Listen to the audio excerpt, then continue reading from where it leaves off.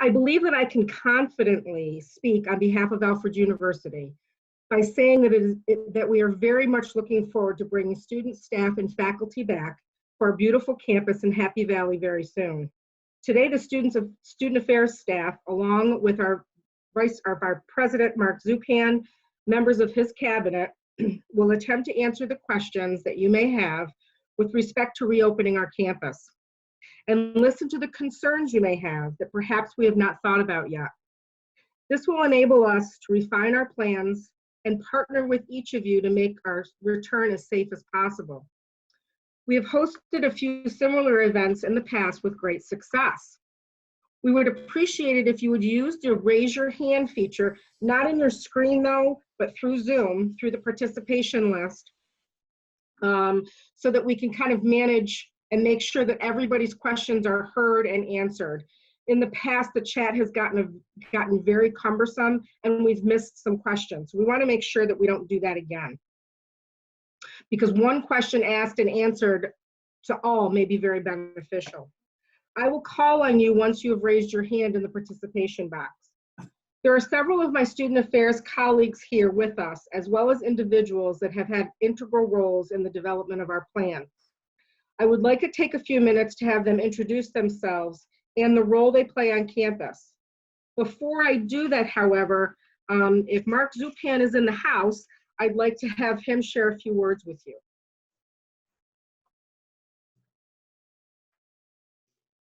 Mark, unmute.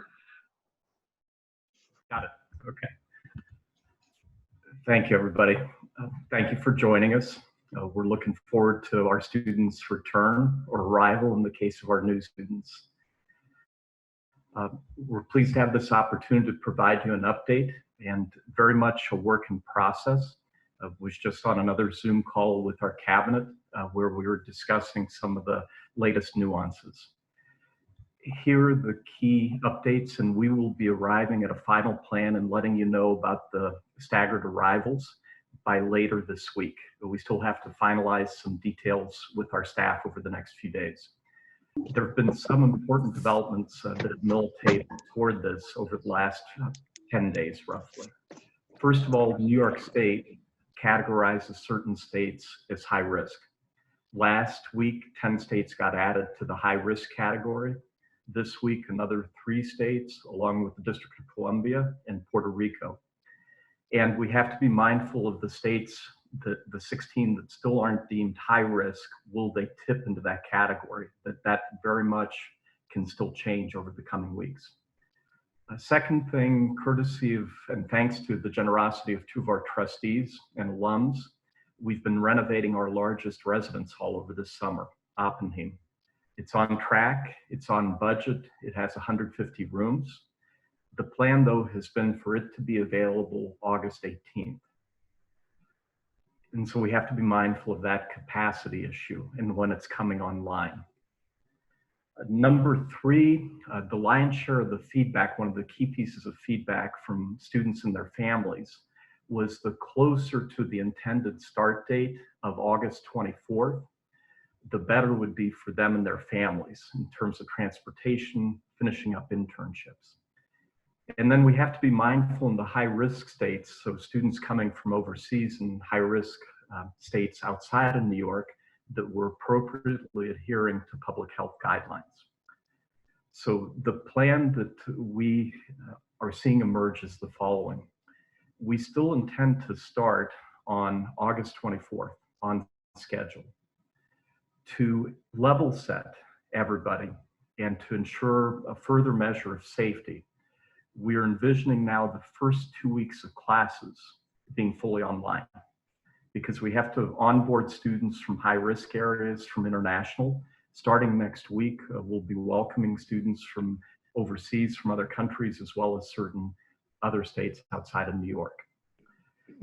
The way we're going to bridge this, we think, as best possible, is the lion's share of the onboarding, especially for New York State students, will occur the weekend before we start classes, on the 21st through the 23rd. We will be sending you a set arrival time and date so that we minimize any opportunities for congestion. If you're coming from out of state, we will still preserve a window if you'd like to come 2 weeks before then. We've conveyed to you, in many cases, your roommates. You've started those discussions among each others, or you've chosen your own roommates if you're a returning student. So if you're going to be joining us from a high-risk area or internationally, one option you have is to come 2 weeks early and then integrate with your roommates when they arrive from New York State the weekend of the 22nd and 23rd. Another option you have is if you have relatives, friends in the state of New York, to come over that 2-week period and to provide certification that you've quarantined and met the New York State requirements. Finally, you will also have the option we're envisioning of the 2-week period of online teaching to come the weekend of the 22nd, 23rd, but quarantine for the next 2 weeks in the state of New York, certify that you've done it, whether with family, friends, hotel.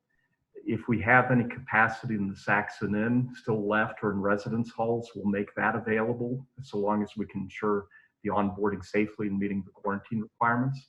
And then we'll integrate you with your rooming pod right before we're going to start with in-person classes. Right now, we're envisioning about 50% of the classes occurring in person. About 25% will be hybrid. So one day of the week, half the class will be in session, the other day of the week, the other half. And then another 25% will be online. We've partly had to develop online options because we know certain students, due to visa, travel, underlying health conditions, won't be able to make it to campus in the fall. So we needed to create enough of a portfolio. It won't be as broad a portfolio of classes as what's offered for our on-campus students. But if you fall in the category where you'll be online fully, we're going to ask you to work with our assistant deans and deans of your respective college to identify the best portfolio until you can join us, we hope, next semester. So that's, in a nutshell, the key developments. On the housing specifics, again, by Friday, we will have these fully fleshed out and out to you. But we wanted to share with you our best thinking, see what questions and comments you have on that key point. That's very much been a work in progress the last few days. And we greatly appreciate your patience because we've had to take a few pivots from what's been happening with New York State guidelines that we really want to be mindful of. And most of all, we want to be mindful because of the health of our community, our students, our faculty, staff, and Alfred Village. Thank you, Mark. Let me turn it over to our Vice President of Student Affairs, Kim Geyer, to introduce herself. Hey everyone, good to see you all. Thanks for joining us tonight. Thank you, Kim. Mike Kozlowski has been an integral part of the development of the reopening plan. Mike, would you introduce yourself, please? Sure, I'm the Executive Director for Marketing and Communications, but also was assigned to take the lead in the development of the reopening plan. Nice to meet you all. We're looking forward to seeing all your students shortly. And Delray Honeycutt.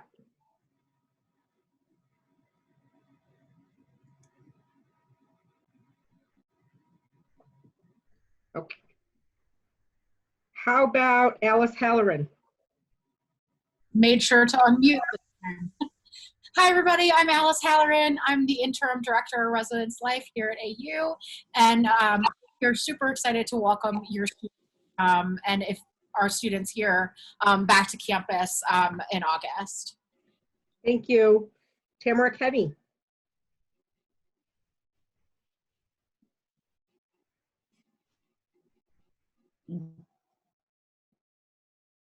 Trisha DeBertolis.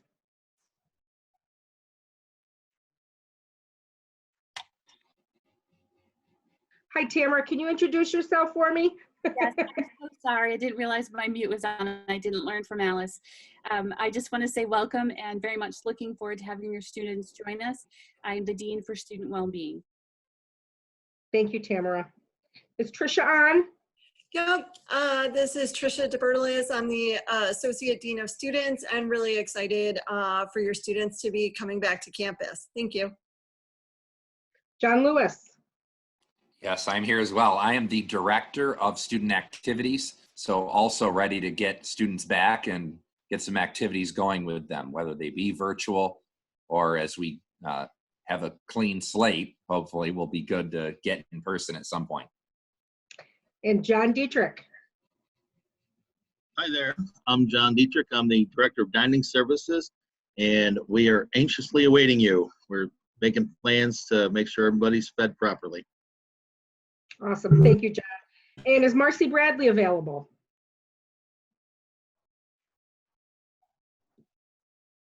Marcy is our bookstore manager that helps with all of your textbooks needs. So I noticed that there are people putting questions in the chat. We're going to try to get to those. Kent too, maybe. Pardon me? We've got Jonathan Kent, our Vice President of Enrollment Management. Jonathan, how could I forget you? Jonathan. I don't know, Nadine. Gee.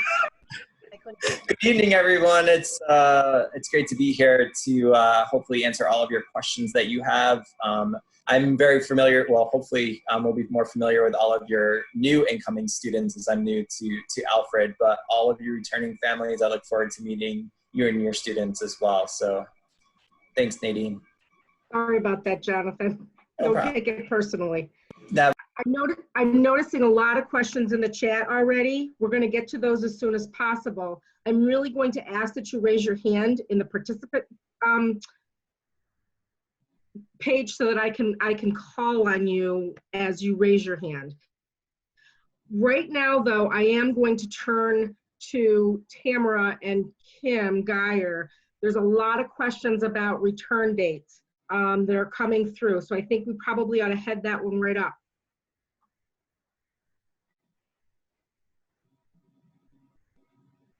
So I believe President Zupan just mentioned that we'll be getting those details to everyone at the end of this week, very soon as we finalize some of the last plans due to the states that were added to the New York State Travel Advisory.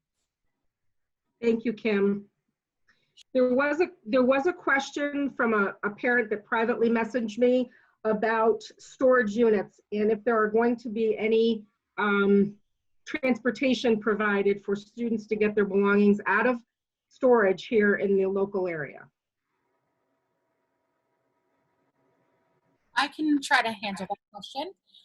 So if the belongings are stored at Alfred Student Storage, we are working on a plan with them to have a drop-off service. So if you call them and request a drop-off service, we will work with them to coordinate that with your student.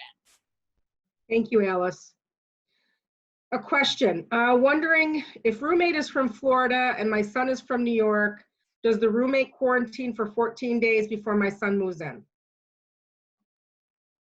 What we're envisioning right now is either the roommate from the high-risk state, Florida, would arrive 14 days ahead of when your son arrives, or also has the option after the son arrives to quarantine for 14 days before we convert to in-person classes, but not rooming together with the New York State student.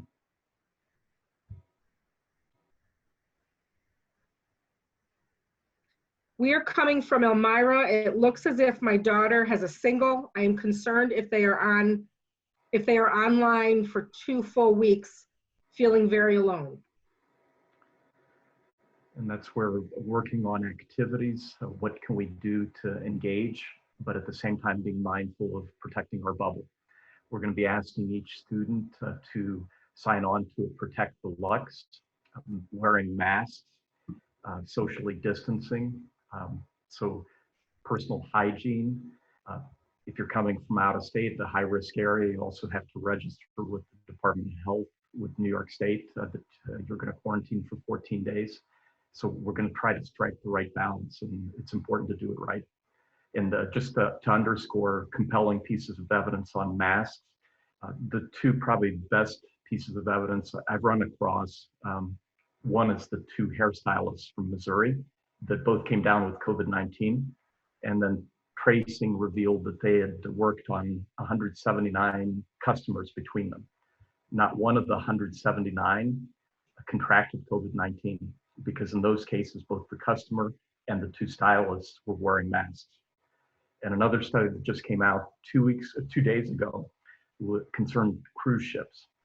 The first one was the Diamond Princess that was very much in the news January, February in Japan. People weren't wearing masks. 80% of the people on the cruise ship became symptomatic, so got to the symptomatic stage. About 5 weeks later, a cruise ship from Argentina that they had distributed masks still weren't as actively promoting and enforcing as we are nowadays. In that case, only 20% of the passengers got to the symptomatic stage.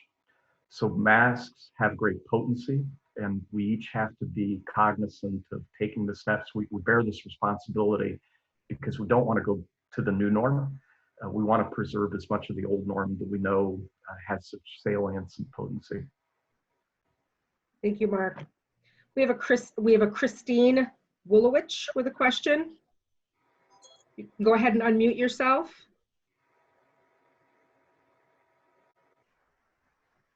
My question was basically about Oppenheim. They said it's not going to be open for move-in until the 18th. So I'm guessing that means anyone that's assigned there, like my daughter is, would be going after the 18th, I guess. Correct. Okay.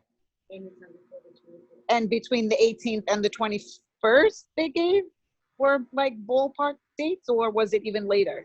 We're targeting the weekend from Elmira, home state, the weekend of the 21st through the 23rd. Okay. Because I think a lot of us have the concern, you know, if we're coming up, we have to, you know, also arrange, you know, hotel for us and stuff like that. We're opening up the Saxon Inn next week, but also we have options in the surrounding area in places like Cornell and Wellsville. Right. Okay, so, oh, sorry about that. It's my dog. Thank you. Thank you, Christine. And Robert Osanoff.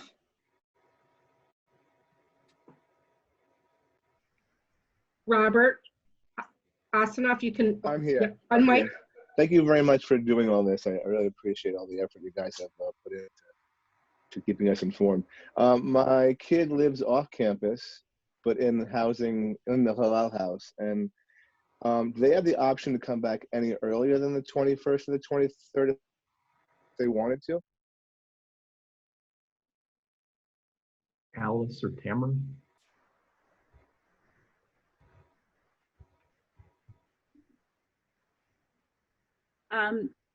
That's a great question. As I'm new to the position, I'm sorry I can't answer that directly.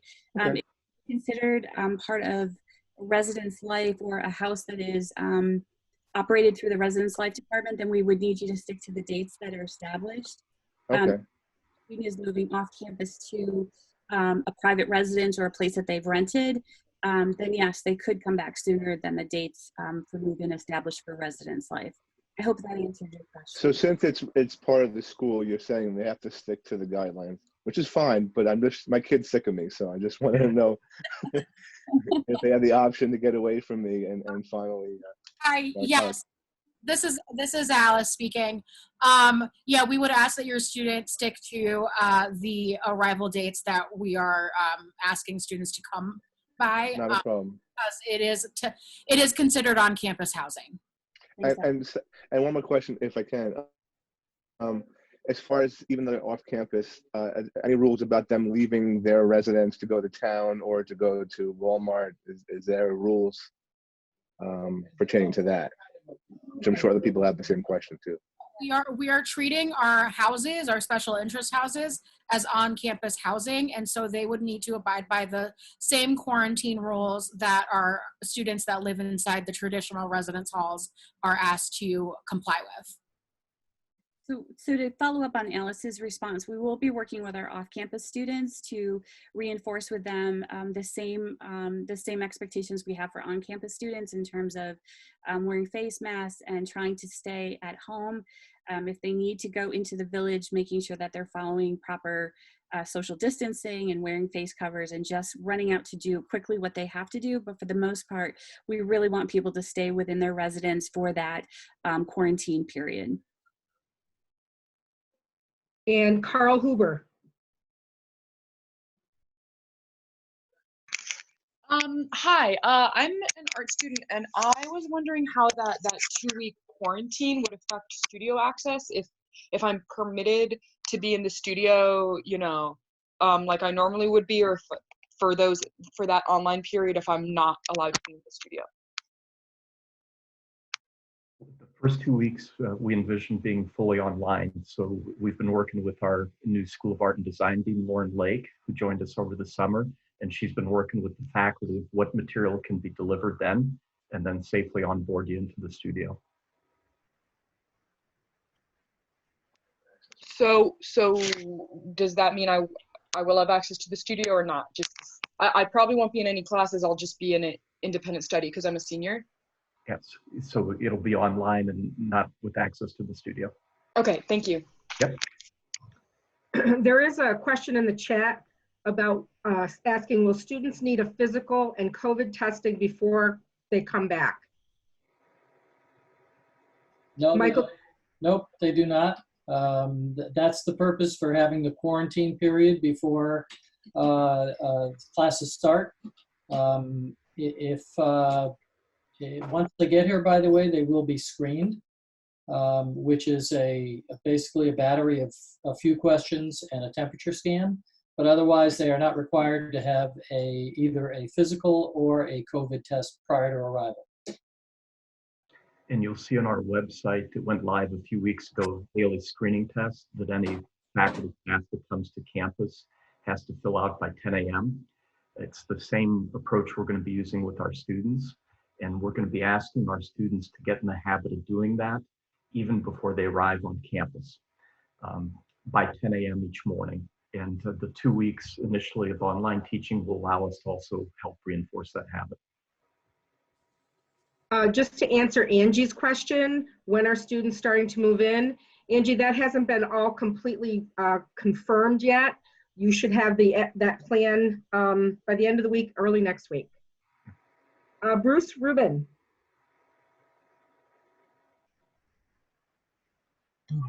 Hello. Thank you for having this first thing. We live in Virginia, so my daughter coming up to school obviously would be 2 weeks ahead, but they've been talking about August 5th to August 10th.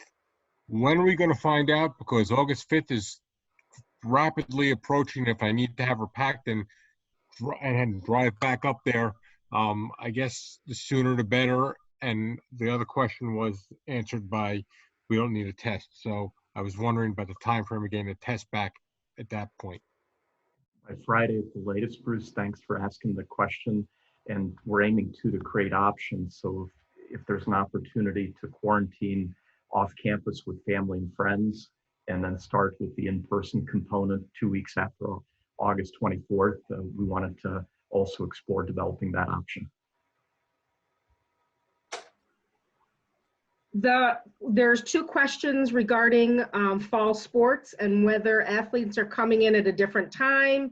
Originally, they were coming in on the 17th. Now they're asking, are they coming separately or with everyone else?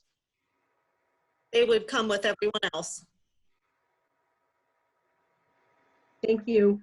And we're not envisioning any workouts in the first 2 weeks. We're still working through NCAA guidelines. A certain percentage of each team has to test. So making sure when we institute any workouts, what form they take, and that we're meeting the appropriate NCAA regulations. And I have a Bree S with a hand raised. Hello. I was wondering, so I know there was already a question asked before about being able to move in earlier than the 21st in that week of. But I also know Res Life was working on appeals before that for like specific circumstances where obviously I wouldn't be asking this question if I wasn't one. Is that still something that we can work with? Like for me, I have very limited to none way of getting to Alfred unless it's on specific dates before that time. Hey, I can answer that. So I've been calling a lot of our out-of-state students regarding their arrival dates, that kind of thing. If you would like a phone call from me, send me an email with your phone number and I will give you a call to chat about your options. Okay, where do I find your email specifically? You can email residencelife@alfred.edu. Okay, I have sent a couple emails, but I haven't gotten responses, so I didn't know if it was a specific email or just flat out Res Life. I'll also put my email out in the chat right now. Okay, great, thank you. Yeah, and Bree, I would add, I'm sorry that you haven't heard back yet with the change and the added states that got added to the travel advisory. It's put us behind a little bit in having to reconsider the move-in dates. So we will get back to you as soon as we can, as soon as those dates are finalized. Okay, great. Yeah, I assumed it was a little hectic over there, so I appreciate it. Thank you. Definitely outside of ordinary. Eliza.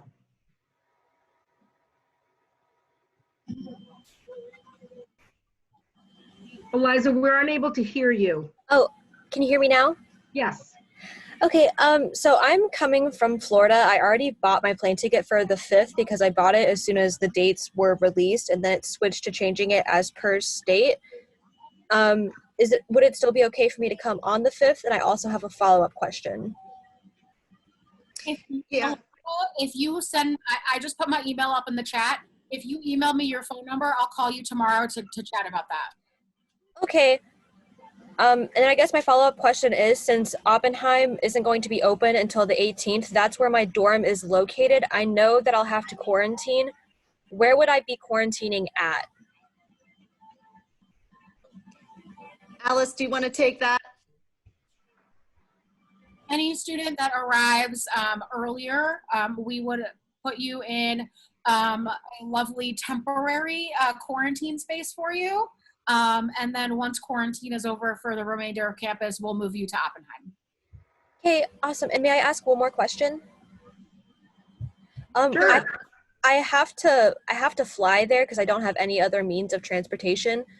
How will we be getting from the Rochester airport to Alfred? John? Yep, John Lewis, are you on the call? Yes.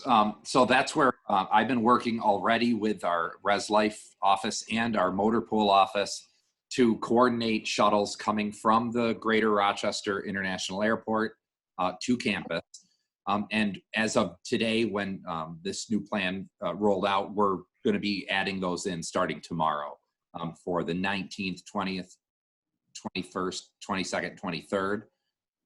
But feel free, as you work with Alice, as you already have her address, they'll stay in touch with me as well to make sure we get you to campus. Okay, thank you guys so much. I really appreciate it. And you will be given a form when you land.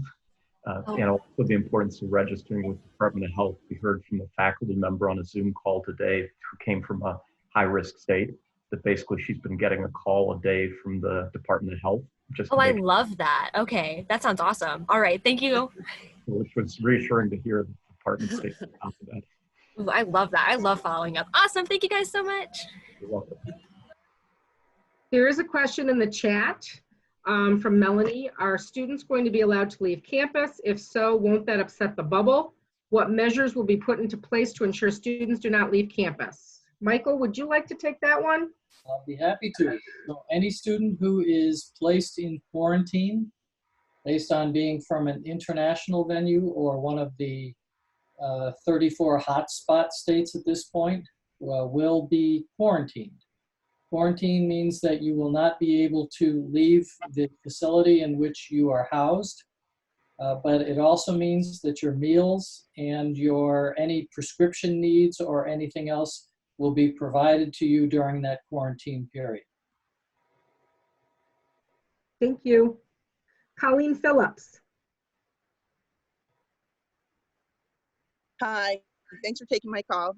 It was just really a big part of it got answered. Where exactly will students be quarantined? You had said a very nice facility, so they won't be quarantined in their assigned dorm room? It'll be in another building? For those that arrive, so for example, students in Oppenheim that arrive earlier than it being, completed, they would be quarantining in our suites in Davis Hall. But those that arrive on the later, the 20th on, would move directly into the residence hall and quarantine. So they'll quarantine in their dorm room, but even if their roommate isn't being quarantined, they quarantine together? Again, it depends on where the roommate comes from, and that's where we need to finalize and get to the details, how we deal with high-risk space and the options they have for onboarding. So stay tuned by Friday of this week. But that's what we're looking to navigate. Good. And you told me that they'll be brought food, but and the Department of Health monitors them. Will anybody from school be monitoring those who are quarantined as well? Tamara, do you want to take that one? So yes, we'll be, our residence life staff and other staff members will be working with our students as they're being quarantined. Trisha and her staff are working on some activities and some virtual events so that students aren't just sitting there by themselves. If students fail to the process, they will be asked to meet and we'll follow through on some more education about public health, and hopefully that will make sure that students stay where they're supposed to stay. We're really hoping that all of the students will join us in this effort to properly quarantine so that beyond the first 2 weeks of classes, we can get back to as much of a normal process as possible for in-class instruction. Nadine, if I could piggyback on that for a second. Absolutely. For anybody who is coming from, or anybody's students that are coming from a what's designated as a travel advisory state, it's important to remind you that there is a form online on the New York Forward website that you're required to complete before you can travel into the state. It's an online form, and so you will submit it to the State of New York Department of Health. If you fly into New York, you will be approached by representatives from the Department of Health in the airport when you land, who will talk to you about your form, ask you where you're quarantining, etc. Otherwise, the local county of health will get the information, in our case, the Allegheny County of Health or Department of Health, and they will follow up on those people who drive into the state who don't go through an airport on the way in. So just a reminder to go to New York Forward, which is a New York website associated with this pandemic, and look for that form online. I think it's called a travel advisory form. And I thought Dylan was in an area where there was a tornado. So Dylan, we hope you stay safe. We're recording the session. We'll be posting it. And again, we'll be sending out an email. And I think you asked if there was a text version too. So we'll look into that option as well. So, but stay safe most of all. There is a question in the chat about campus jobs, like at aid or public safety. We just discussed today student workers. Kim, do you want to tackle that? Sure. Yep. There will be some student working opportunities on campus. Some of those will be virtual. Others will be, as President Zupan mentioned, at public safety and some other locations where student help is needed in person. But we will follow the proper protocols to make sure everyone is safe in those cases as well. If there are those such as copying or filing in an office, so we're going to be looking to de-densify those situations, at least until we get through COVID-19. And with staff, if they're not required to be on campus, again, if they can telework and fulfill their responsibilities, we're also taking advantage of those opportunities to de-densify. Thanks, Mark. Jasmine Garcia. Sorry, hi. Most of my questions were actually already answered except for one. So I know for the So for 2 weeks, we're definitely just staying like in our dorms and trying to like ease our way into everything. After that though, the cool thing about the Zoom that we had for just the students for art, they showed us they had like this plan on how to sign up for studio hours, aside from like class hours and stuff, and they even showed us like how to navigate through the map and stuff. I assume that you guys already have like, or are planning to do this for other areas of the campus. So I was wondering, I guess like after the 2 weeks and after, you know, we all kind of get settled in, will we also have like this, I think they discussed it was an app or, you know, whatever to sign into like other areas, like either if it's for lunch or for like, let's say someone wants to go to the gym, like after school, is there like a sign up, will there be like a sign up situation that we can do to kind of keep everyone in track and kind of keep,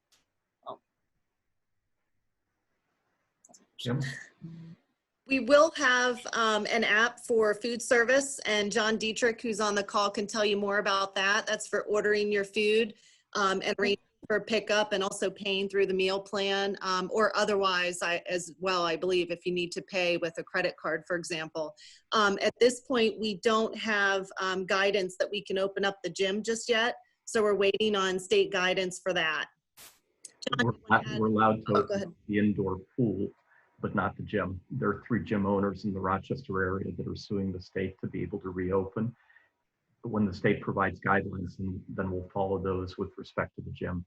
Last week, we bought a bunch of tents, so to also create more outdoor dining, entertainment options. Virus is much less likely to spread outdoors. And at least until the weather gets cold, we're going to try to take advantage of our rural outdoor setting, and then we'll worry about heaters once we get into later in October.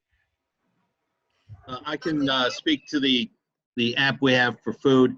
It's called Get Food app. What we plan when we get back to more of a normal where everybody needs to get not have meals delivered.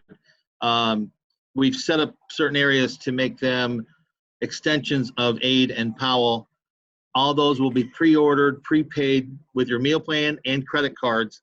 And there's also a thing on there where you pick the time that you're coming. We have some limits between 15-minute times. So right now we have it set at, we'll take 20 people at one single place within a 15-minute. So if that's closed off, you'll have to pick another time, but it's to help spread it out so we don't have so many people in the place at the one time. So we think it's going to work really well.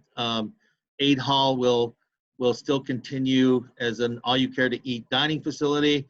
It's going to be a little weird, but we're working on it because we can't do self-serve anything there, and we've got plans set in place to do that. But those extensions were to kind of pull people out of Aid and the main Powell area so that we're spreading everybody out.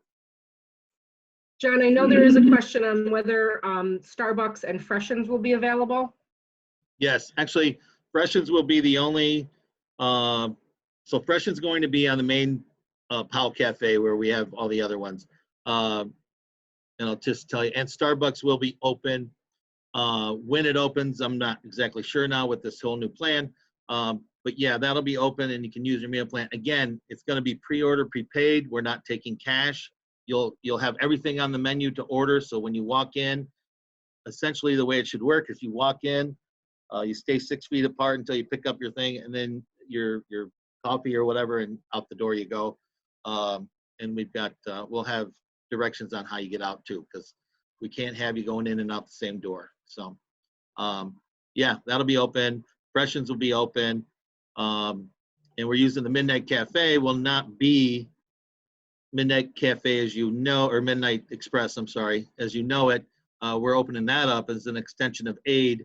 And again, pre-order, that'll be our Met Grill, or a modified version of our Met Grill menu. Again, you order it ahead. As specific as getting mayonnaise or mustard or pickles on a burger. Everything will be ready. So there's no waiting around and deciding what you want when you get there. Everything will be decided before you get there. And that area, Midnight Express area, and the community table where we're going to do a piazza menu is all can be used for Aid. Aid swipes can be used in those areas. Freshens will still be a Saxon swipe or dining dollars. John, would you give the app name again, please? It's through our Seaboard is our point of sale company. It's called Get Food app, and we'll have information on how you sign up for that. That's also something faculty and staff can use. They can buy fiat bucks, put them on there, and they can use the facilities. Thank you. Thank you, John. There's a question on the chat. Would you be able to test rather than quarantine? Michael, do you want to address that? No, the answer is no. We will be screening everyone who comes in, but based on the New York guidance, the New York requirements, a quarantine for someone from a travel advisory listed state is required under the New York guidance. So we have no flexibility in that area. Thank you, Michael. Yeah, right now the PCR-based test, which is the most reliable, the waiting times make the value of the information limited. If you're waiting 5 to 14 days for results, it impacts how useful that information is. We do have an antigen-based test. We're acquiring machinery by the end of August. We're doing this in partnership with Alfred State and Houghton College. It still has issues with false negatives, 15 to 20% of the time, but the turnaround is 15 to 20 minutes. So in that case, it's very helpful in that regard. The machine allows you to test for flu. It also allows you to test for COVID. So, and if we're exploring other options, for example, the Upstate Medical Center has developed a saliva-based test using pooled approaches. If we can access something like that, we will add it to our portfolio, especially if we can be assured of the turnaround times being quick. This one's for Michael and Mark, I guess. There's a question about, does anyone know how many cases of COVID-19 are confirmed in Alfred? We've had one to date, I believe, Michael, at Alfred University. One in Alfred. I think in our county, there's fewer than 10, but while we continue on this, I'll look it up. Thank you. And I'm going to apologize if I completely demolish some names. Please excuse me ahead of time. We have Kat with a question.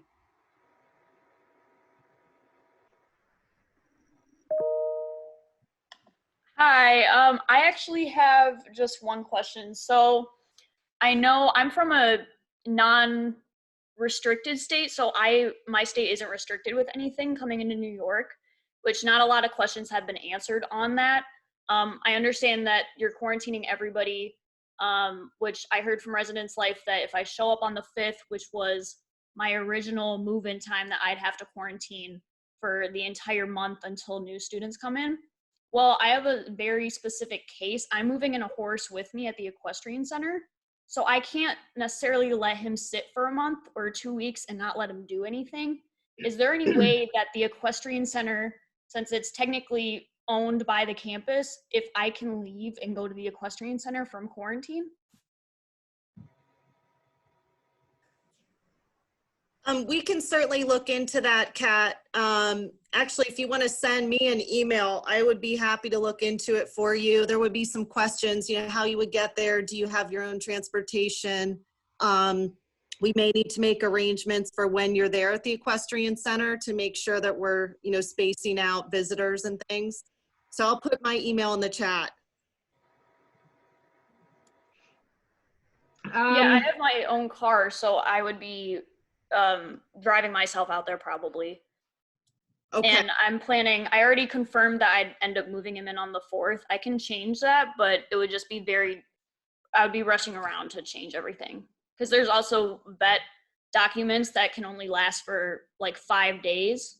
So I kind of need to know ahead of time. Sure. And I'm sorry, I may have missed this, but what state are you from? I'm from Michigan. Okay. Yeah, then you would be required to quarantine, obviously. But I think I mentioned this before. Any student from a travel advisory state is required to quarantine. And the quarantine means that you can't leave your quarters or your residence hall until that 14 days is. I'm just gonna say, but Michigan isn't. There's an iPhone with a hand raised. I don't have a name. Hi, I think that's me. This is Joanne. Thanks so much for taking my question. My question is about my daughter. We are from Pennsylvania. She is going to be in the Ford Street apartments and she does not have a meal plan. She is in a room by herself. She doesn't have a roommate in the bedroom, but she has 2 other occupants in Ford Street apartments. And those other 2 students are coming in from New York, but she's coming in from Pennsylvania. So my question is, would she need to quarantine, or could she quarantine in her room, even if she is in the apartment with others? And then it sounds like if she loaded her card with Fiat Bucks, she could use potentially the Get Food app and food service for delivery, since she was planning on really cooking and going to the grocery store herself and managing her meals that way. So interested in understanding, since Pennsylvania, as I understand it, is not on the travel advisory list as of right now. Correct. So the Get app, we hadn't originally planned on using it for quarantine meals until we learned of what the new changes are. So we're going to look with the Get Food app and hopefully be able to set that up so that, yeah, you can order something for us to deliver. But we're going to be delivering a lot of food to many people, around 900, I'm guessing, who are on the meal plan. You can get Fiat Bucks and we'll work out something where you can order food for her to have delivered. Thank you. And will she be able to quarantine in the apartments in her room, or will she need to come in early before her other students, given that they're from New York and she's from Pennsylvania? Or what does that situation look like given that circumstance?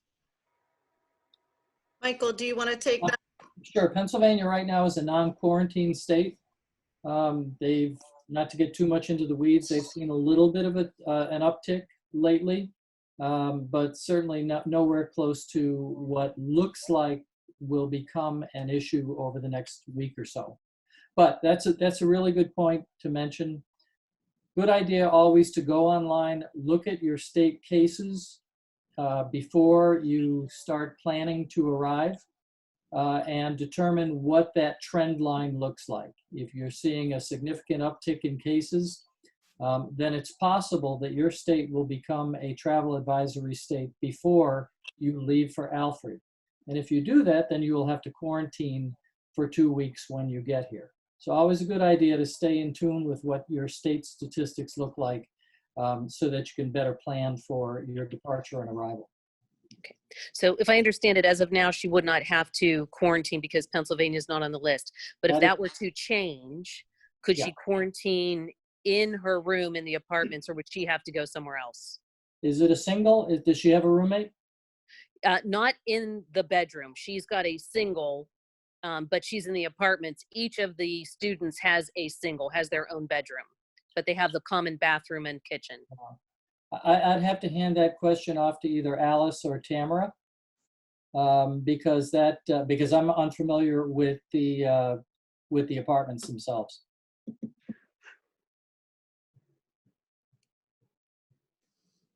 Alice? This is Tamara. I think we're going to have to look at that question specifically. Again, I'm not as familiar with the layout in the houses. I know that we will have a detailed plan about how in residence halls, like a double occupancy versus a single occupancy versus an apartment, how we're gonna have more details about quarantining in those areas, and be happy to answer those questions. And I've written it down, so we'll make sure we get more information out about that. Okay. All right. Thank you so much, and thank you for the opportunity and having this call. I appreciate it.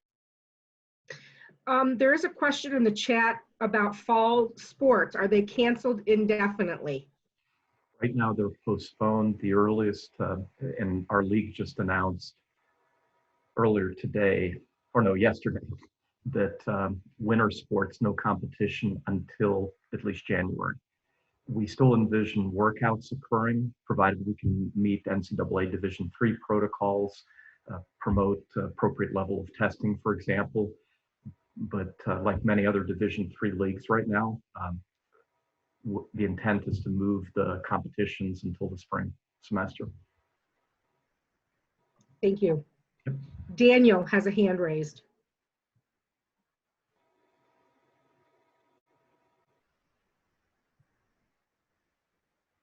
Daniel with a hand raised. Can you hear me now? Kind of. Okay, one of the questions is, for early arrivals, do we need to arrange different funding for food and for board? Was the question about, do you have to make arrangements for food? Is that what you said, Daniel, for early arrivals? We have to start out, is the meal cost going to be different, or are they going to adjust that? How does that work? John, do you know the answer to that question? I don't right now. At one time, the food was going to be taken care of, but everything's changed since this. So I'd have to get with Giovanna and figure that out. We will have food available though, for sure, for everyone who's on campus. Right. Second question, if students don't stay in their dorm when they move in for the quarantine, how are they moving their things? Do they need to not move their things in? What's going to happen with that? Yeah, if they move into quarantine space, they would have their stuff and move everything into that room after quarantine. And when we're able to relocate them to their permanent space, they would, gather up their things and relocate. And then we'll clean that space, should we need it for anyone else going forward. Roger and that. their assigned room, of course, would already be cleaned too. Thank you. Sure. Hey, Daniel. We have a question. How about move-in dates for Moskowitz? I am from Chicago and am very confused.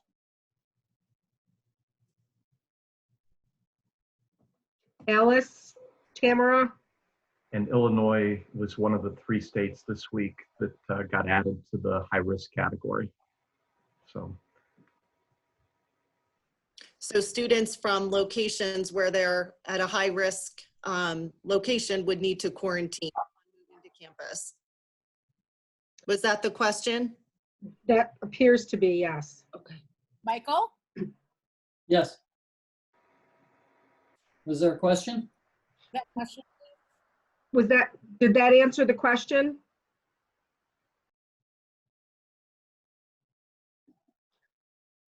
Yeah, I mean, just to clarify, Illinois is a travel advisory state at this point. So to travel into New York to Alfred, it would be required to have a quarantine period. We have a Lori Rosgol. Yes, hello. Hi. Hello. Yes, hi. First of all, I just want to start off by thanking everybody, the administration, faculty, staff at Alfred University. I can't imagine, I'm sure we all can't imagine what it's like revamping an entire educational system like this in a short period of time. So I just want to acknowledge all the hard work that everybody's been doing. I do have 2 questions, however. My daughter is she's from New York, so she's not coming from a hotspot area. Being that the classes are going to be fully online for the first 2 weeks, is it necessary for her to be on campus during those first 2 weeks, or can she take the online classes at home? We were just discussing that at the cabinet, and also leaving some latitude for cases like that where somebody in a non-high risk from the state of New York who has quarantined in the state of New York could then join us for the in-person version, and the inclination is to allow for that. So, but by Friday, we'll have that finalized. Mm-hmm. Okay, good, thank you. My other question is this. She's a BFA student. Now, being that these BFA classes are so hands-on, all of the art classes are so hands-on, worst case scenario, if the campus does have to close down again, what sort of arrangements are being made in terms of, because again, I don't see how it's possible to teach these classes online, all these art classes. I don't know if it's a good analogy or not, but I really would not want to visit a doctor that learned how to do surgery by watching YouTube videos. There are just certain things that can't be replaced by watching videos. The plan we filed with the state also includes a contingency if we have to pivot back online. And we can underscore the importance of each of us of upholding the responsibilities to protect the bubble, because we do not want to go there. Right, of course. There are hands-on experiences that are tougher. We will do our most creative best to try to replicate, but it's not going to fully replicate the hands-on experience of certain of our education. Right. Can I also add to that, Mark, that I would advise you to have a conversation with Dan Napolitano, who is the assistant dean for the School of Art and Design, and he can talk with you about how they were able to continue that the foundations in the spring when we had to leave campus. So please reach out to the Art and Design School. They can explain all of that to you. Right. Okay. All right. Thank you very much for your time. Sure. Bob M. Good evening. Just a quick question. Actually, two quick questions. One is, what kind of supply of PPE is going to be available for the students on campus? Or is the onus going to be on the parents and the students to be trying to scrounge with Amazon or Wegmans, et cetera? The second question is, if my daughter is already cleared quarantine, okay, and 3 weeks in, she wants to go to Wegmans, okay, other than what we currently do in New York now, which is mask up, keep your distance, are there any other restrictions for anything for the students traveling on and off campus after quarantine? So I'll take a swing at that. With respect to the last question, there are no restrictions post-quarantine. The only ones that I will mention is that Wegmans right now and Walmart does in fact require you to wear masks if you shop in those locations. So she will have to bring those. With respect to the first part of your question, we are asking every student to come equipped with the number of masks that they believe will be sufficient to last through the semester. We're also asking them to bring a thermometer with which they can do daily temperature checks. That's part of the daily screening program that we're asking all students to do. The number of masks obviously is dependent on whether your student brings a disposable mask or a cloth mask, which is reusable. Our estimate at this point is 2 to 5 reusable masks are probably okay for the semester as long as they wash them regularly. But obviously a disposable mask would have to be new each day. So those are, I think, the answers to all of your questions. Okay, and then just one quick one, on the app, are there going to be specific items on the food app for allergy-free students that are called out? Yes, so I know Alice is putting together a thing that will be coming out and asking for everyone's special needs, diet needs, and allergens.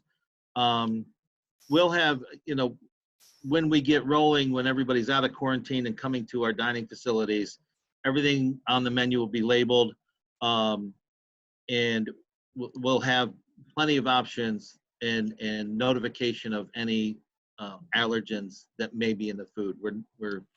We do a pretty good job of that during a regular service of keeping things posted and letting people know. Thank you. I saw a few questions like, I'm coming from Syracuse, I'm living in such and such a location. The primary moving date we're targeting is the weekend before the start of classes on August 24th. We will have the final mailing out this Friday, and then our residence life staff will be reaching out to you with a specific day and recommended time over that weekend period for New York State students as well as states that remain without a travel advisory. And with the caveat that Michael mentioned that list can change. And so we need to stay very mindful of ones that are showing unfavorable trends. Nadine? Yes. There was a question before about Allegheny County and number of cases. And I Yes. just get back to that before we moved on. Over the last 6 months, since the genesis of the COVID situation, there have been 79 confirmed cases in Allegheny County. Recovered of those 79 was 76. There are currently quarantined or isolated in the county 40 people. Thank you. Sure. And New York State has a wonderful app that you can look by region or by county positive testing rate. The state has been averaging 1% positive testing rate pretty consistently now for the past 5-6 weeks. We're pretty close to 0% on most days. We sort of alternate in Allegheny County between 0 and 1%, but we want to make sure we keep it that way. And we have a hand raised by Shirley.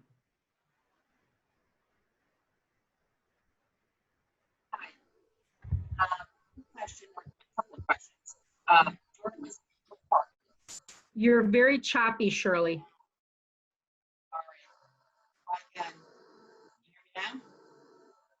No, so maybe Shirley, if you could put the question in the chat room and we can react to it that way.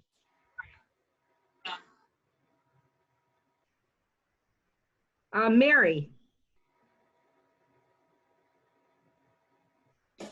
Thank you. I want to thank everyone for putting this together and being so forthright in addressing all the issues as they come up. And I just want to point out that Michigan is actually not a travel ban state or travel advisory state.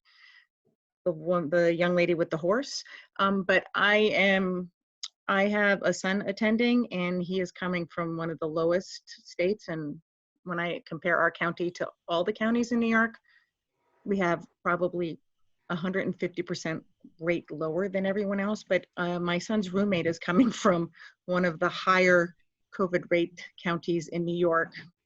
Are you doing anything to look at the different spiking counties as they come on board? I think the best answer to that is we're staying attuned to the trend lines in those areas.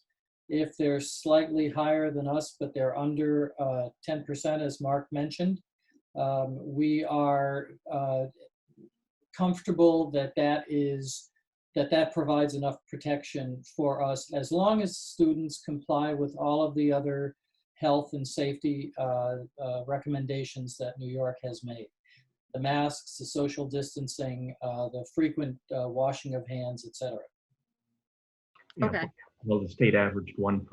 The highest county yesterday, I believe, was 5%.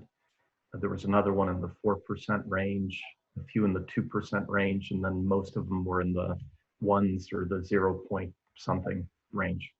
Right. My state uses the 400 cases per million CDC landmark. So when we're clicking on every county that inputs in our travel area, it changes every day. So thank you very much. And I look forward to bringing them out there. Thank you very much. We're from Vermont. Okay. From Vermont. I just want to say I'm seeing still a lot of repeats about the schedule for move-in. So I want to make a general announcement that you will know your move-in very, very soon. Again, things are changing daily, but please be patient. Res Life and the rest of the crew are working really hard to get that information to you. And we understand and empathize with you about travel plans. So please just bear with us. You'll have that information very, very soon. David Herman.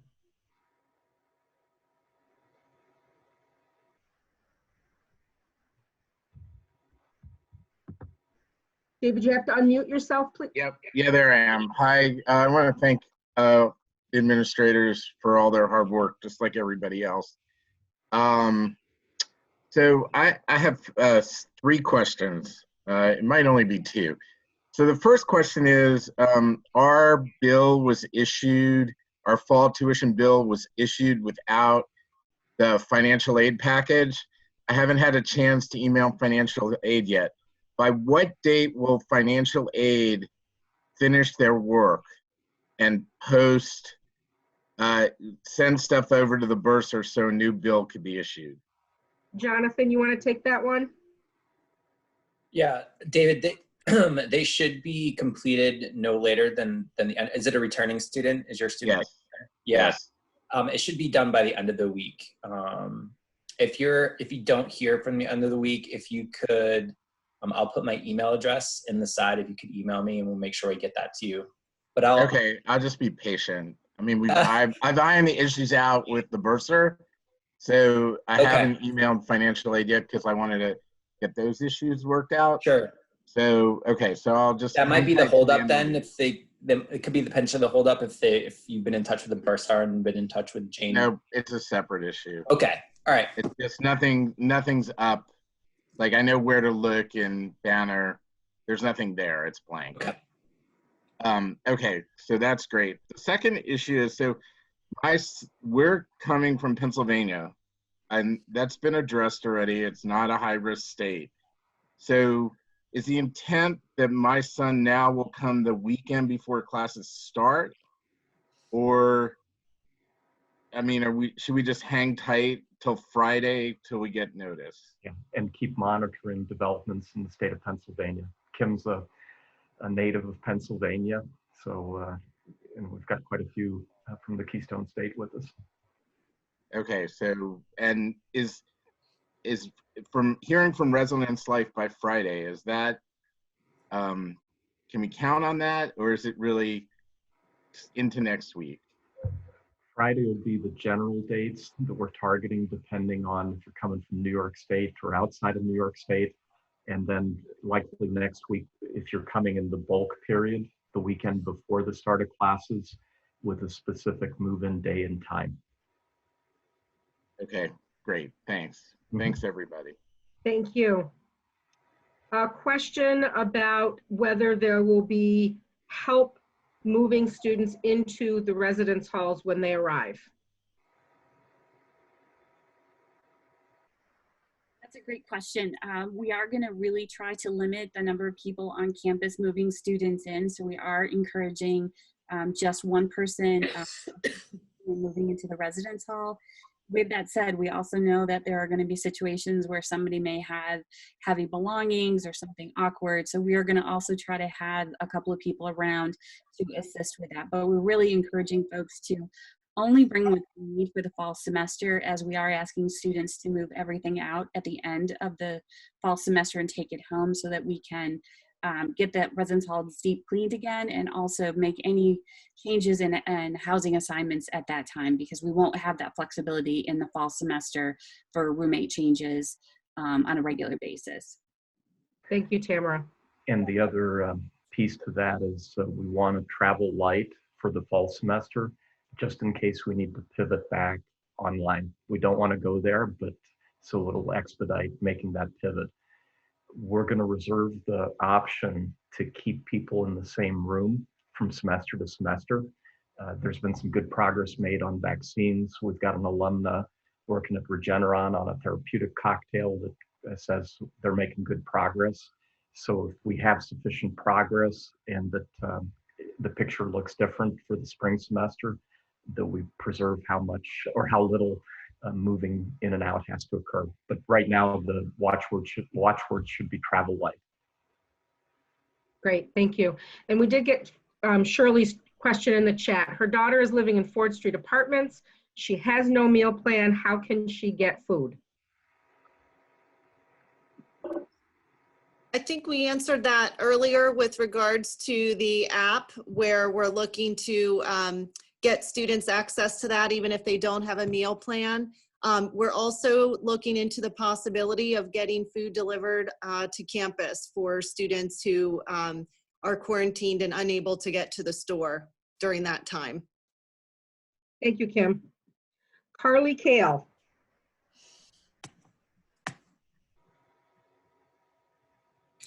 Hi, so I just had a question. I know some schools are having students sign waivers saying the school isn't liable should they catch coronavirus, or should their on-campus classes be changed to fully digital. I just want to know if Alfred's going to be requiring anything like that, because I don't really want to study biology fully online. I think that's contained in the Protect the Lux. There's an element of that at the end of that that relates to liability issues, et cetera. Does that answer your question, Carly? Well, yeah, sure. That answers my question. Okay, thank you. There is a question. My son has always come home on weekends in the past from Alfred U. We are from Elmira. Can he continue to do this? That's a super question, and certainly we want everyone to stay connected with their family. But for the fall semester, we're really going to encourage students to stay on campus. You know, we can't force the issue because people have free will, but if people are traveling back and forth from their homes, that does certainly put more risk and more more opportunity for an infection on campus. So I would say if your student had typically done that, maybe for the fall semester, if Zoom meetings or FaceTime, things like that, because we really do want to make sure we have a successful fall semester. And that really is going to take everyone staying in Alfred and keeping Alfred as safe as possible.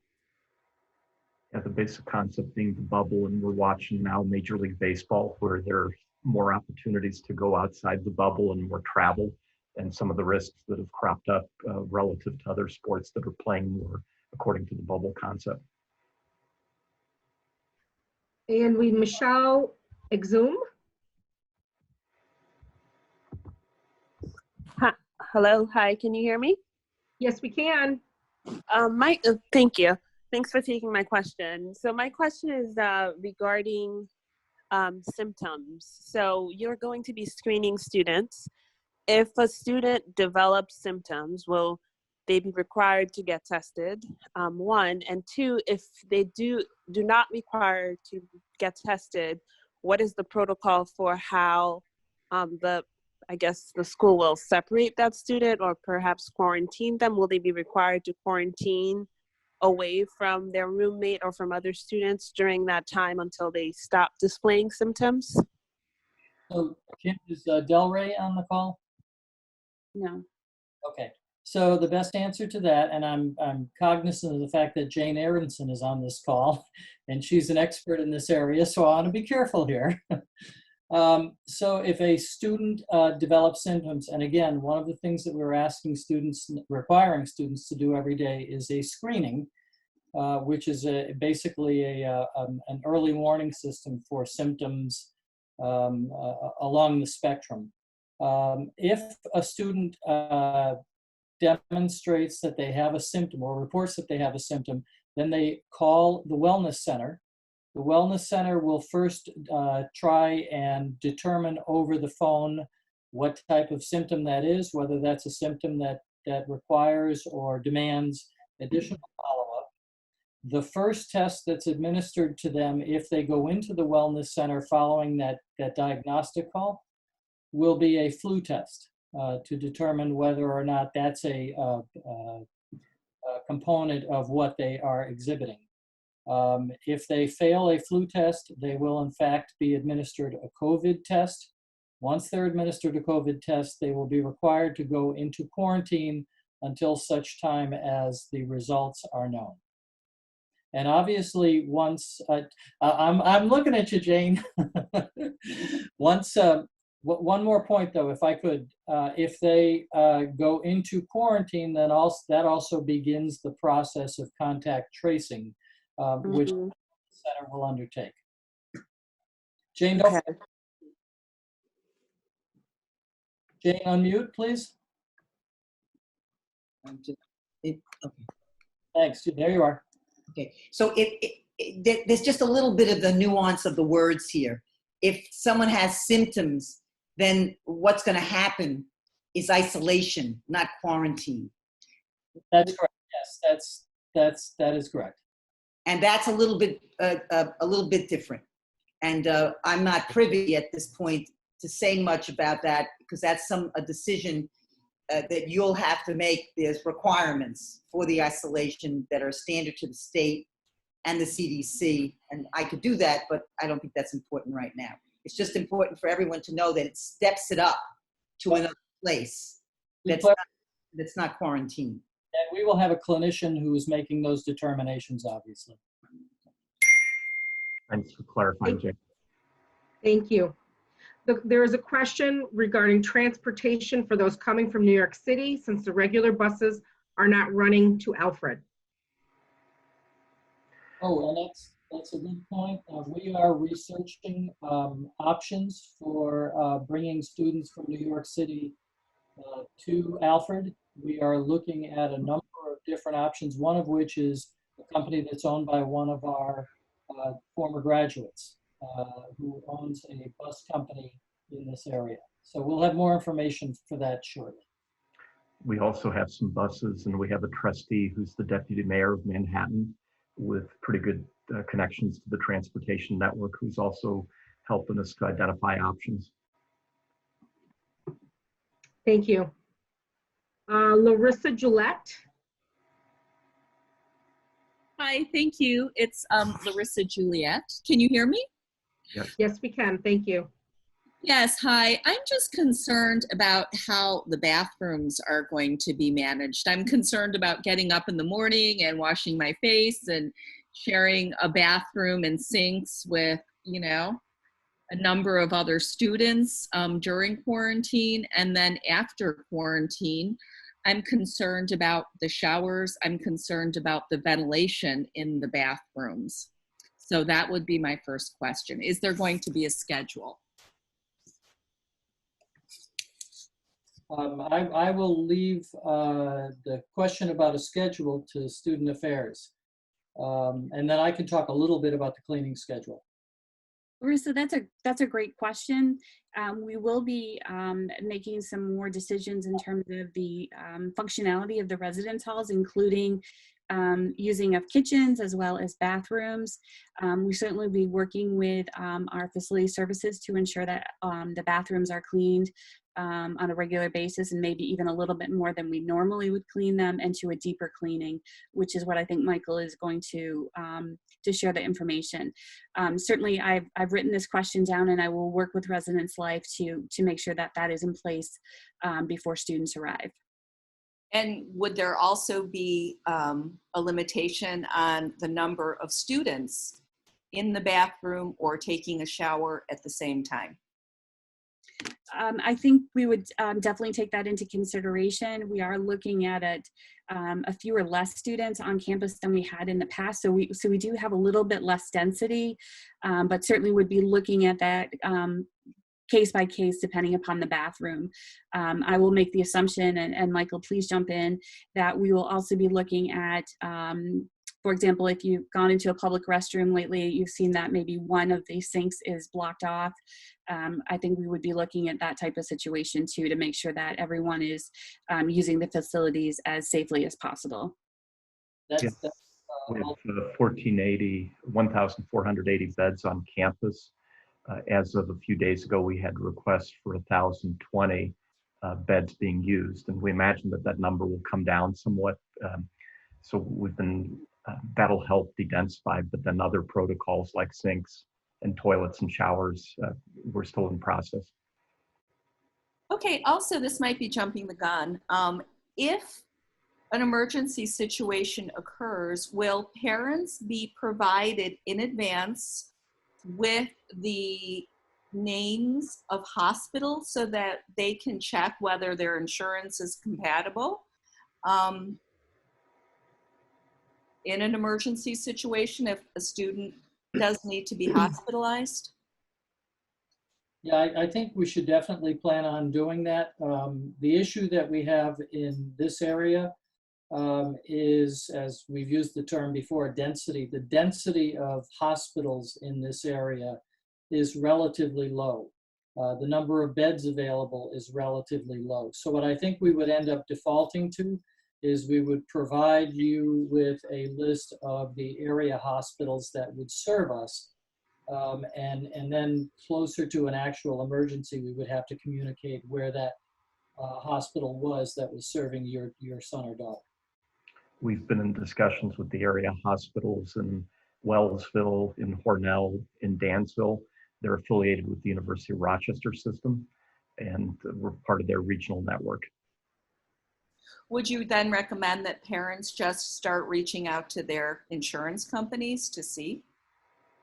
I think that's a good idea. I would also suggest that insurance carriers at this point, as far as we know, and this obviously doesn't relate to your question because you're talking about serving once a student has contracted. But it's a good idea to check with your insurance carrier about what they will cover in a situation related to the COVID pandemic. All right, thank you so much. You're welcome. So we're still getting quite a few questions regarding move-in. And I know they're coming a little bit later in our conversation, so I don't know if it's people that have just jumped in. Exact dates for when your students are moving in will be announced very, very soon. We're working on that daily. Of course, as you know, things change daily. So I'm not going to continue to answer the question about move-in because it will be coming.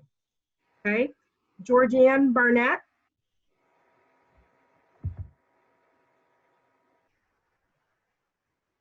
Sorry, it just took me a minute to unmute. I hate to say this, Nadine, I'm going to ask a question similar to what you just stated. Michael said we should watch the trends in our state, and I am from Pennsylvania, which at this point is not a high-risk state, and it goes a little bit along with what David said. My concern is my daughter's roommate is from Long Island. Let's say that my daughter, Pennsylvania, maintains the status quo or improves their numbers, and that she could move in that weekend before school starts. However, what if like next week, after the phone call telling us when to move in, we hit a big increase? Would we get another phone call, or would we be responsible for contacting Alfred and asking if our move-in date should be changed? We're going to need to stay nimble in that regard. Right now, this morning's stats from Long Island are pretty comparable to Pennsylvania. They weren't the case in March and April, but they've, I think, down in the 1.3% positive testing range. So, but we're going to have to stay nimble if things change, either in Pennsylvania or on Long Island. So essentially, good communication with what we know and what you know is very important. Yes. And again, we appreciate your forbearance that we live in such a dynamic environment, but we will try to roll with the punches in the best possible way. Okay, well, I only have one other question then. If we do come from a low-risk state, I realize the high-risk states have to quarantine within their room. Meals will be delivered, you said. But if a student moves in and is not from a high-risk state, are they allowed to leave their dorm room? Yes. Yes? Okay, I thought so, but I wanted to clarify that. Thank you so much for your help. You're welcome. And we have a Mike with their hand raised.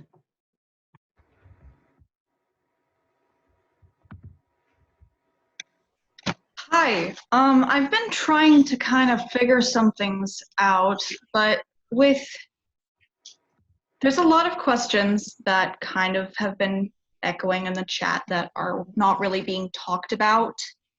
And basically, so is everybody, so for those first 2 weeks of school, everything being online, so basically everyone's being forced to quarantine, everyone out of state's being forced to quarantine for 4 weeks. What about the students who really need to be using the facilities at this school? Like, for example, I'm here because of the facilities at the art program. If you're just going to send some crappy art supplies to my dorm room, I can do that from home.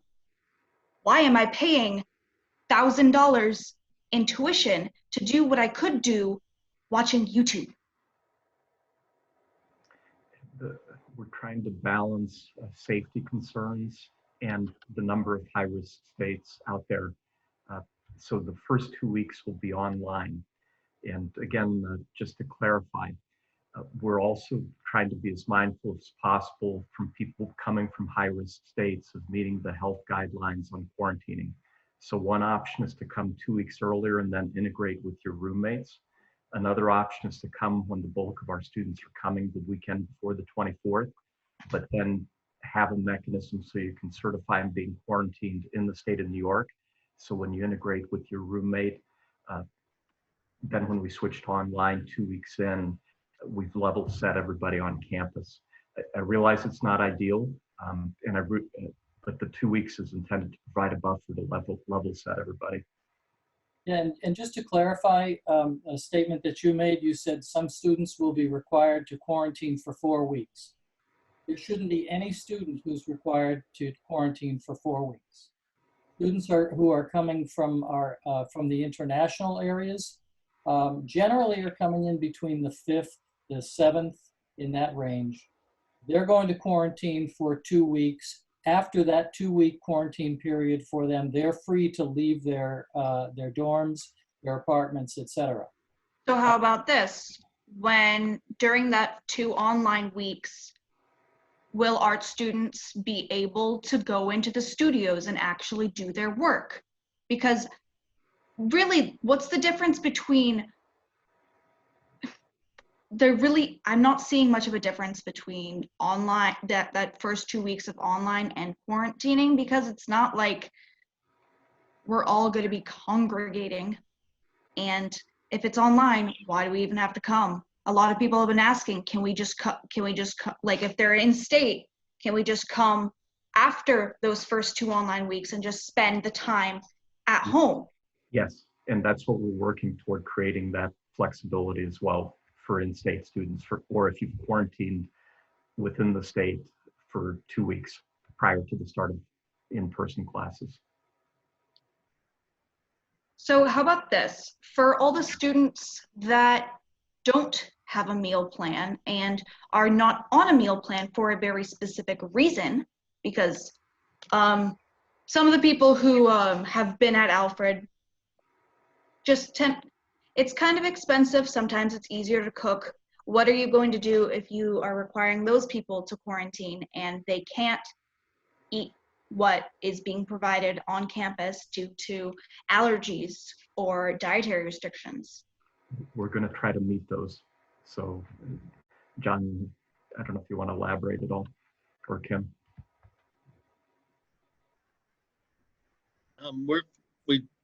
We will be trying, again, we're looking at 2 different scenarios, being open where people can come in, and then and also having deliveries. In both cases, we encourage everyone to contact us. Obviously, it's going to be by email or phone, and we can have discussions with you about specifically what your needs are, and we can meet those. We just need your help. We handle these a lot. Our chef, Jason, has at least 30 or 40 students in his phone, on his cell phone, and more importantly, they have his number. So we're willing to work with everybody to make sure they get the food that they need, the healthy food they need. Yeah, and I would just add, for students who don't have a meal plan, we are looking at safe ways to ensure that kitchens are open, so that students who cook for themselves would be able to do that. So I live in the apartments because I'm an upperclassman at this point.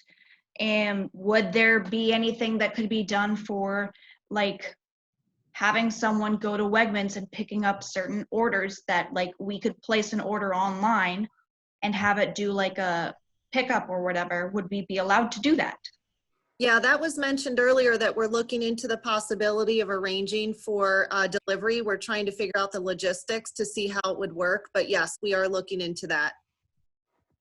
Because Alfred is pretty rural, it's difficult to actually get delivery. The other thing is, would we be able to use our personal cars, wear masks, and do as many social distancing procedures as possible, obviously, and then just go pick up at curbside at Wegmans, for example? Yeah, unfortunately, based on New York's requirements at this point, quarantine means you have to stay within your facility.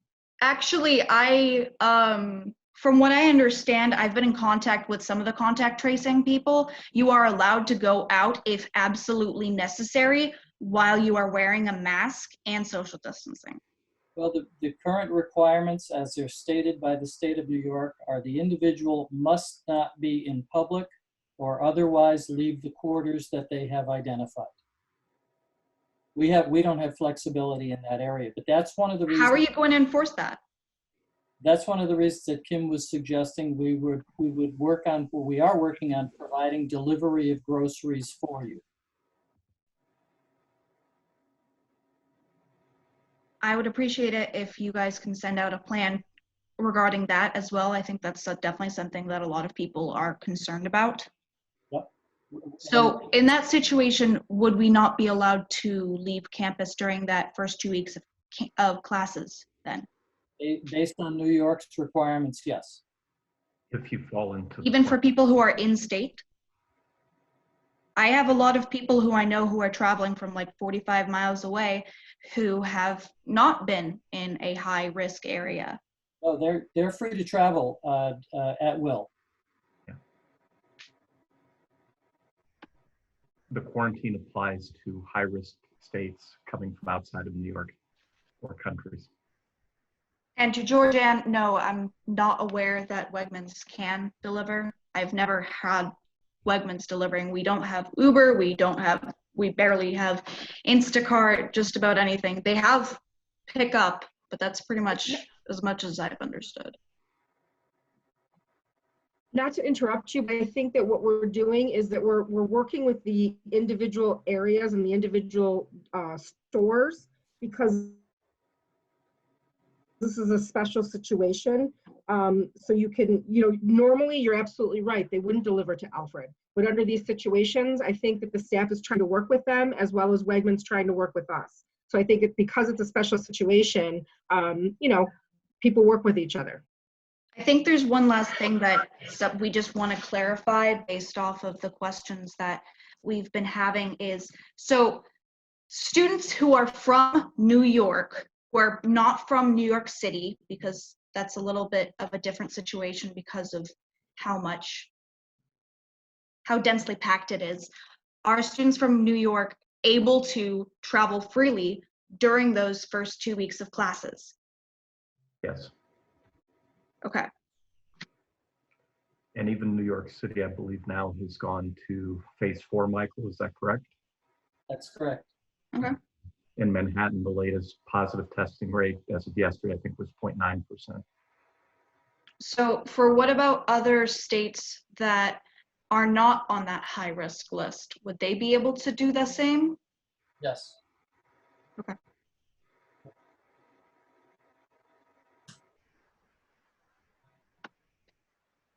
We good? Yep. Thank you. Or I'll pass it on. Reagan. Okay, hi. I had a mute. Can you hear me? Yeah. Okay. So I understand that they're going to be doing screenings whenever people first get onto campus.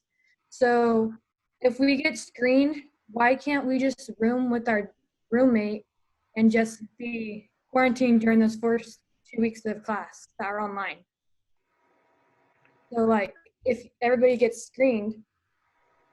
It depends on where your roommate's from, because by New York State guidelines, if they come from a high-risk state, they have to quarantine. And Okay. So we want to promote health and safety of everyone in the bubble, including our New York residents. Okay, because I'm from California and I'm from a high-risk state, but I don't want to have to understand how you have to go room somewhere and then you have to move all your stuff again, and it's just, yeah. We totally understand that, Reagan. We're all kind of being asked to do things that we don't particularly want to do and have been for quite some time. So I think that if we can all work together, we're going to make it better for everyone. Okay, thanks. Sure. Again, FYI, I just posted all of the travel advisory states in the chat room. Thank you. Mr. Lonanen.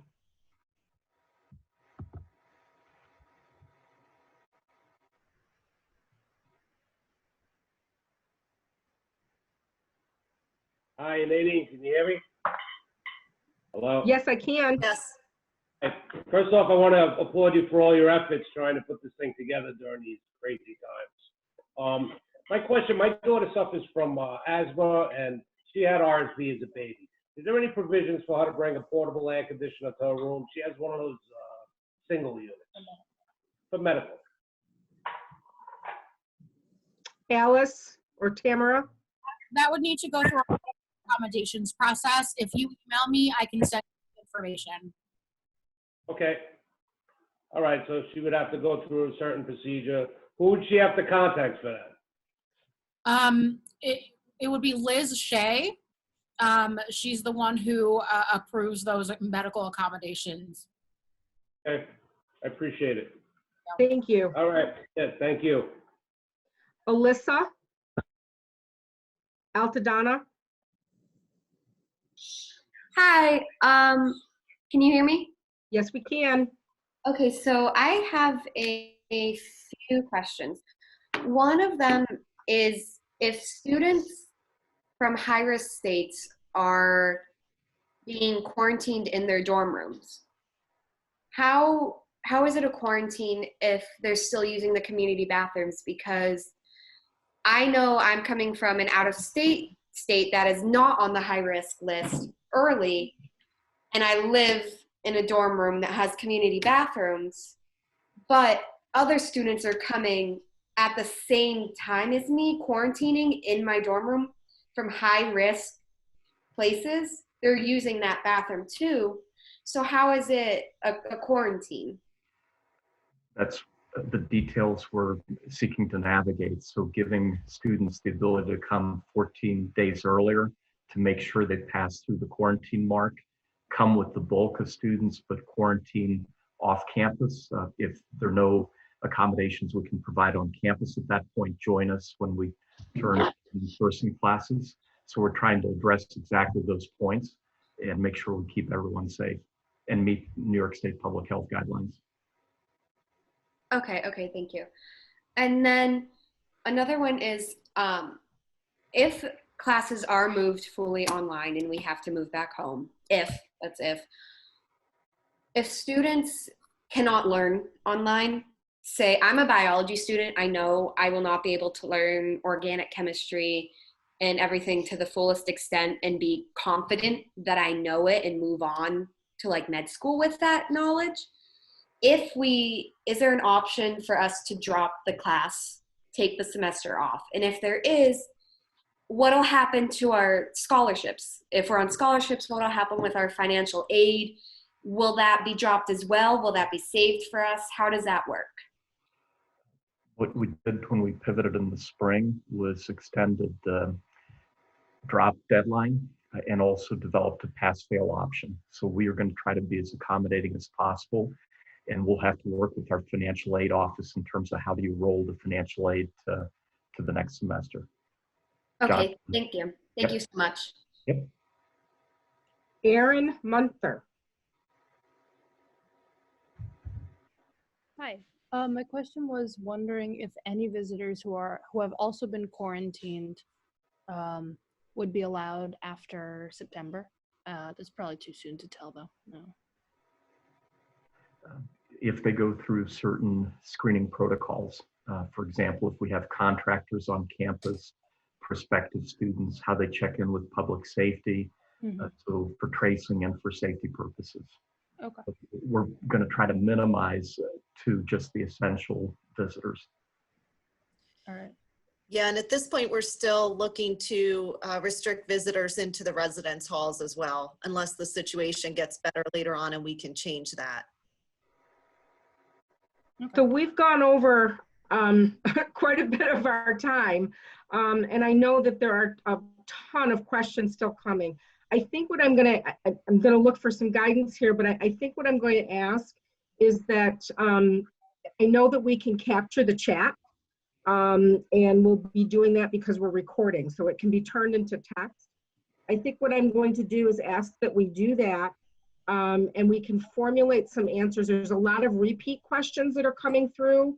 I know we didn't get through all of those with hands raised, but we can maybe come up with answers to the questions that remain on the chat and post them on the website. Again, many of them I think will be answered by the end of the week, early next week, based on our reopening plan coming out formally. So if that's okay with Mark and Kim and Michael, I think that's probably how we should move forward. We have a 4 o'clock session Eastern Standard Time tomorrow, so if you'd like to join us then, and we'll also review what's been posted in the chat room and see if we can provide a more apt summary of especially the items that we haven't addressed tonight. But most of all, we want to thank you for being with us. We're looking forward to welcoming our students to campus. We want to make sure we do it safely, and we just appreciate your forbearance, and we ask for your help. We got to protect the bubble, so protect the Lux. That's going to be being sent out, Kim, I believe, this week.